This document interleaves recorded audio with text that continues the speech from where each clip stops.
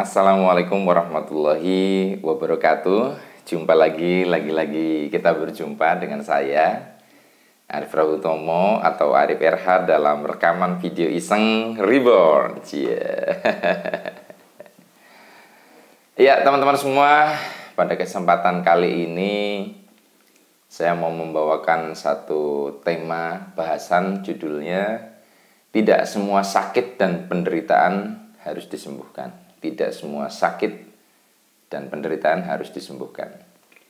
Saya mengerti banget bahwa namanya penderitaan, ya, baik penderitaan berupa penderitaan batin maupun fisik, ya, itu sesuatu yang tidak enak. Sehingga setiap manusia yang mengalami penderitaan baik fisik maupun batin itu pasti ingin bersegera untuk mengakhiri penderitaan itu. Nah,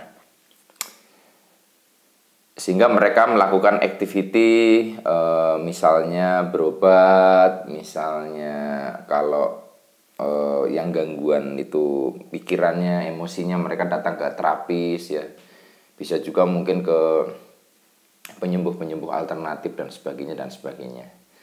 Nah, dari judulnya ini mungkin ada di antara Anda yang kalau pada saat saya sebutkan judulnya itu, oh masa sih tidak harus disembuhkan gitu loh. Yang saya maksud adalah ada penderitaan batin, ada penderitaan fisik yang memang tidak harus disembuhkan karena akan sembuh dengan sendirinya. Nah, sembuh dengan sendirinya dengan cara apa? Dengan cara yang kita tidak duga. Artinya penyakit ini sebenarnya atau penderitaan lahir maupun batin ini sebetulnya adalah suatu utusan, suatu guru kehidupan di mana dia sedang mengajarkan sesuatu kepada si penderitanya. Ya, kalau misalkan si A, katakanlah si A mengalami sakit fisik atau penderitaan batin dan sulit untuk disembuhkan, maka bisa juga itu adalah tanda bahwa penderitaan itu merupakan utusan dari kehidupan untuk mendidik satu pertumbuhan spiritual dalam dirinya. Nah, sehingga apabila diupayakan disembuhkan pun, selama yang bersangkutan itu tidak bertumbuh spiritualnya, bertumbuh keikhlasannya, bertumbuh kesabarannya atau apapun, bertumbuh evaluasi dirinya, bertumbuh ketundukannya kepada Tuhan, selama itu tidak muncul, maka apapun yang diupayakan tidak akan membuahkan hasil. Nah, sekarang pertanyaannya, bagaimana apabila ada seseorang yang mampu menyembuhkan dengan hebat sekali? Misalnya dia dianugerahi satu kemampuan untuk dalam tanda kutip mengusir penderitaan itu, baik penderitaan lahir maupun batin. Dari pengalaman-pengalaman teman, guru, dan fenomena-fenomena di lapangan, apabila sebuah penderitaan pada diri seseorang, entah penyakit fisik atau penyakit batin, bisa diusir oleh seseorang terapis, katakanlah oleh seorang penyembuh, padahal penderitaan itu adalah sebuah utusan kehidupan untuk mendidik seseorang untuk menjadi dewasa secara spiritual, maka banyak konsekuensi yang akan dialami oleh si pengusir penderitaan itu. Bisa juga dia akan mengalami hal yang sama sebagaimana pasiennya yang telah dibantu diusir penderitaannya. Artinya seolah itu pindah lagi gitu loh. Nah, yang kedua adalah nggak sembuh-sembuh, sehingga si penyembuh ini akan merasa kehilangan rasa percaya dirinya. Ini kok kenapa ya? Ada pasien ini kok diobatin nggak sembuh-sembuh. Nah, nggak sembuh-sembuh ini karena memang si penyakit atau si penderitaan ini memang harus terus ada pada diri seseorang itu sampai orang itu berubah. So, teman-teman semua, bagi Anda yang posisinya seorang terapis, ya, seorang penyembuh, maka pastikan Anda ketika mau mengusir atau membantu atau mau menyembuhkan, Anda bisa berdoa kepada Tuhan, kemudian ajaklah bicara penyakit yang ada pada diri seseorang itu.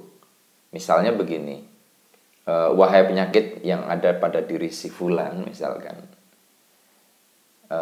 apabila engkau memang sesuatu yang bisa sembuh melalui jalan upayaku, maka sembuhlah. Namun apabila engkau adalah guru kehidupan, maka apabila yang bersangkutan ini sudah mendapatkan pelajaran, maka sudah sekiranya engkau kembali kepada asalnya, gitu kira-kira. Jadi lu kalau sudah selesai tugasnya, lu balik dari sini gitu loh. Kalau lu bukan seorang guru, pergilah dari sini. Ya semacam itu. Intinya kulo nuwun dulu.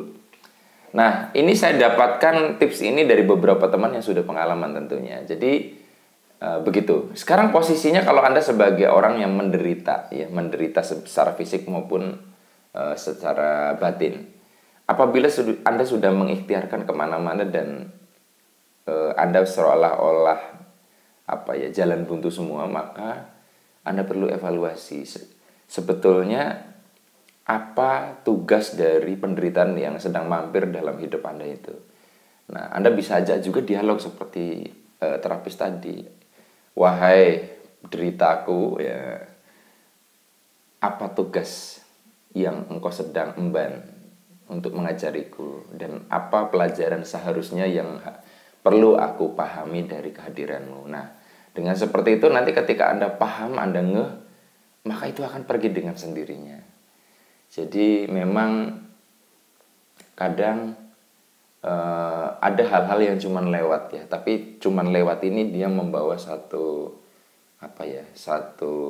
pesan dari kehidupan, satu pesan dari pemilik kehidupan untuk menarik jiwa kita lebih bersih, lebih tinggi ya, lebih dalam pemahamannya tentang kehidupan. Hanya ini teman-teman semua yang bisa saya bagikan pada kesempatan kali ini.